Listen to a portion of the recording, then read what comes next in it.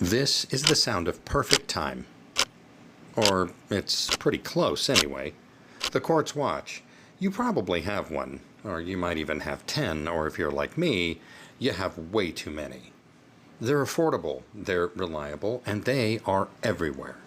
You know, for less than the price of a night out, you can own a device that's more accurate than the most expensive mechanical watch.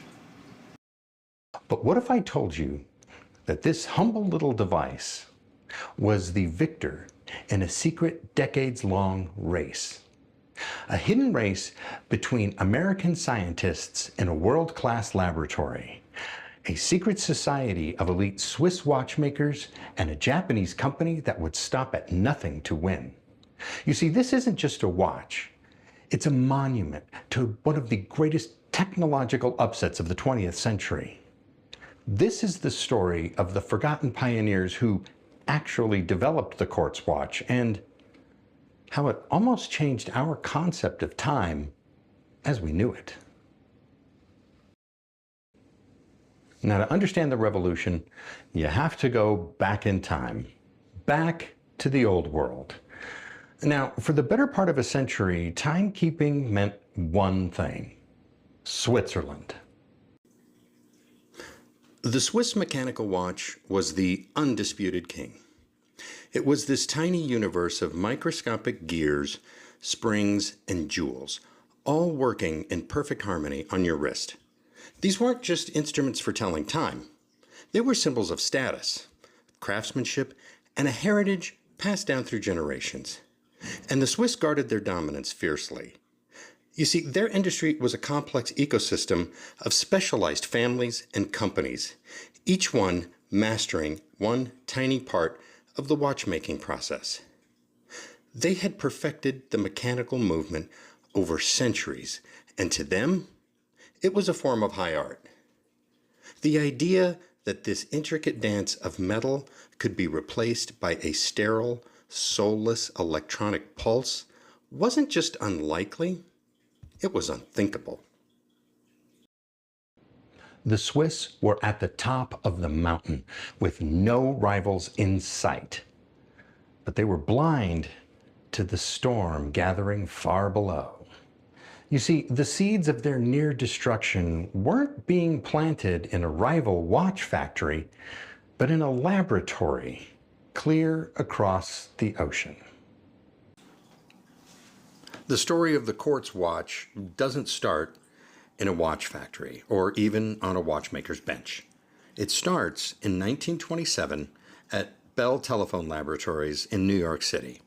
Now, for reference, this is the same Bell Labs that brought us cellular telephony and the laser, just to name a couple of inventions.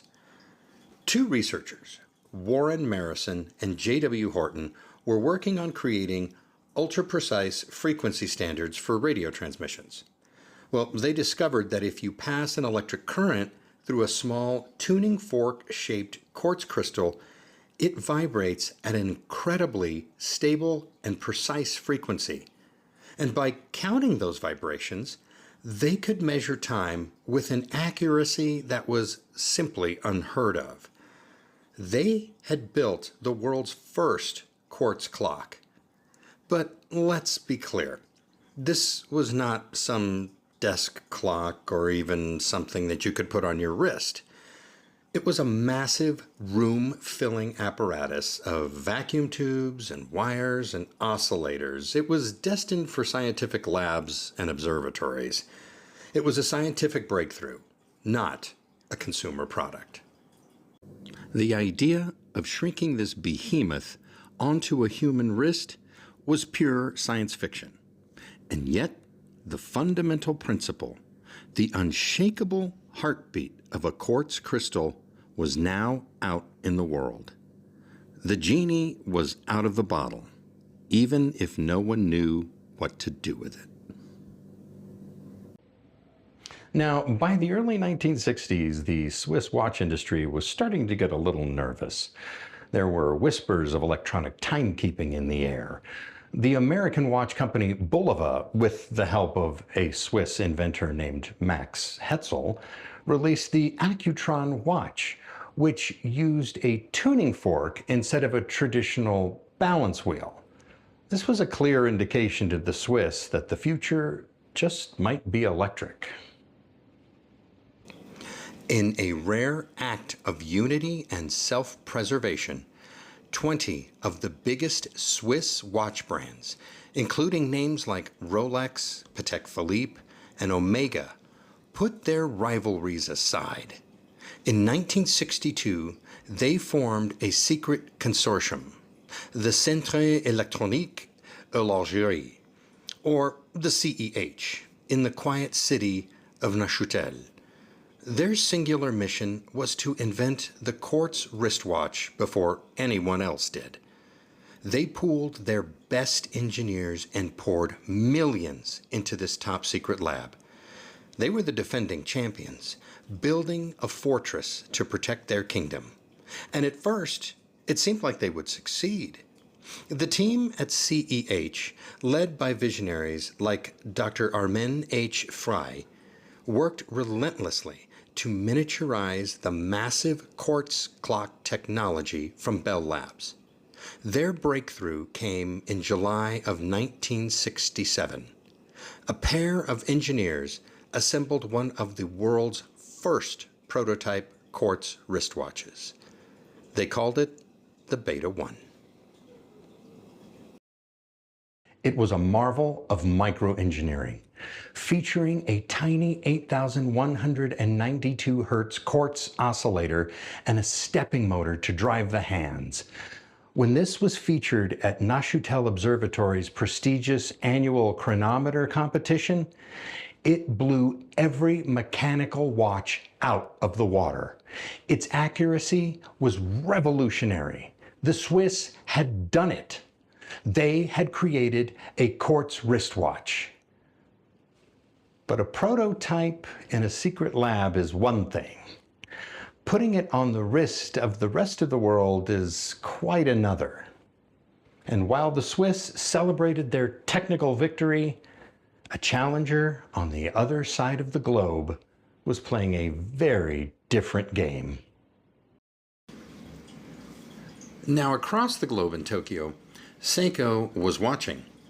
Having served as the official timekeeper for the 1964 Tokyo Olympics, Seiko had been forced to rapidly develop high-precision electronic timing systems, and the experience opened their eyes. They saw the future, and they knew it wasn't just in mechanical watches. In fact, around the same time that the Swiss were building their Beta 1, Seiko also developed its own quartz wristwatch prototype. They now had a single audacious goal: to beat the Swiss at their own game and create a commercially viable quartz wristwatch. The Seiko's approach was different from the Swiss. While the CEH was a consortium of rivals who often struggled to agree on a unified strategy, Seiko was a single, focused entity. They pursued quartz development with an almost fanatical determination.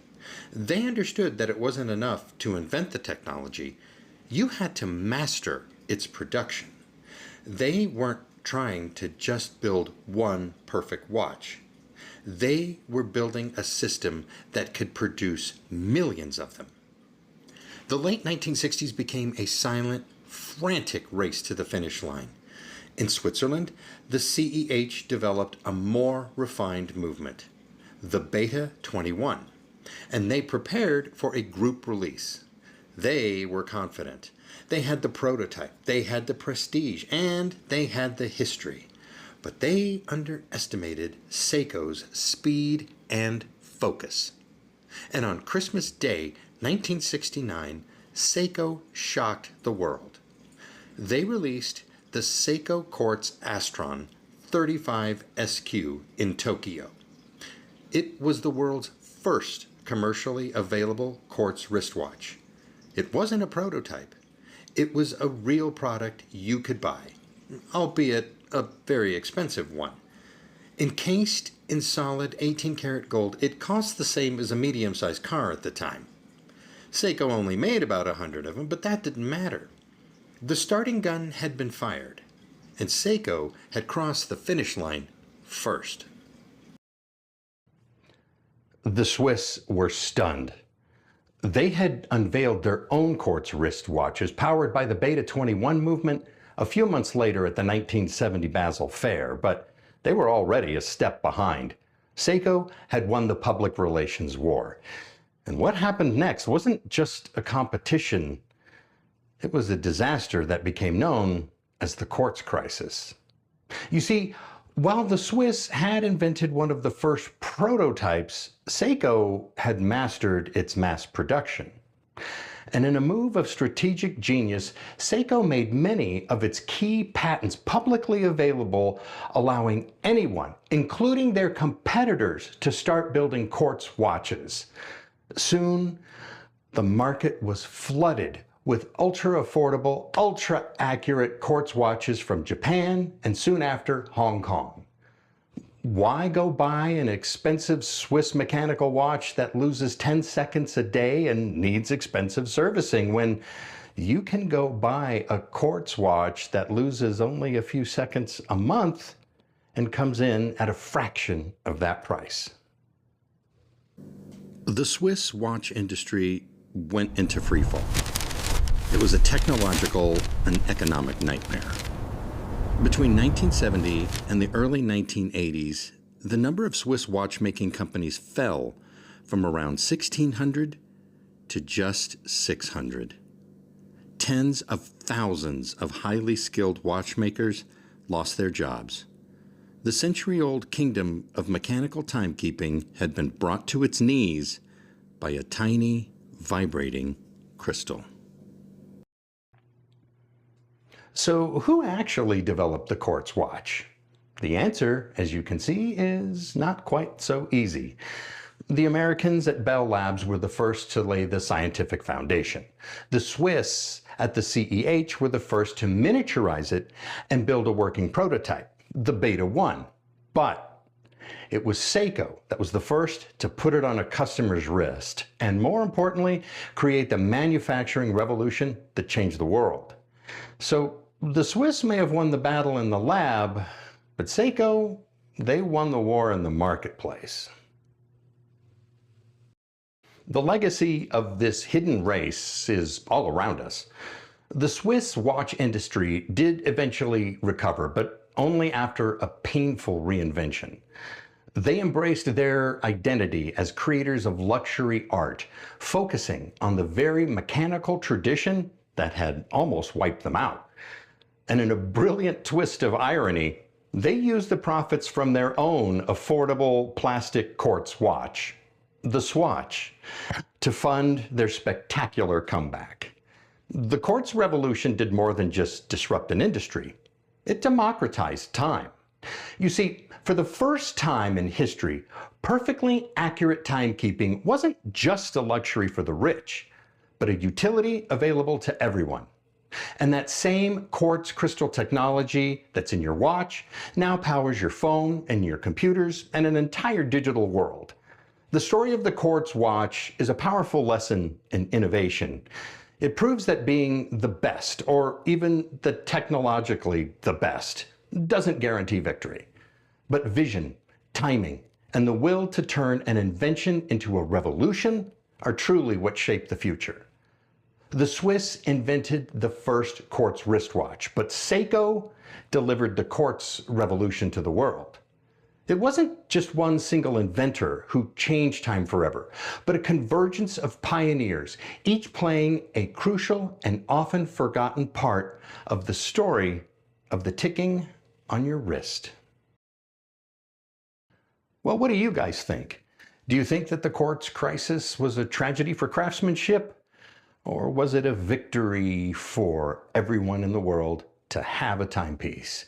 Let me know your thoughts in the comments. I love reading them. Thank you so much for watching today and for being patient while I got this video out. It really means a lot to me that you all support me. And while you're there, please consider leaving a like and subscribe and hype this video. It really does help me out as a small creator. And if you're looking for other watches that may have piqued your interest here, then maybe you might want to check out some of these videos right over here.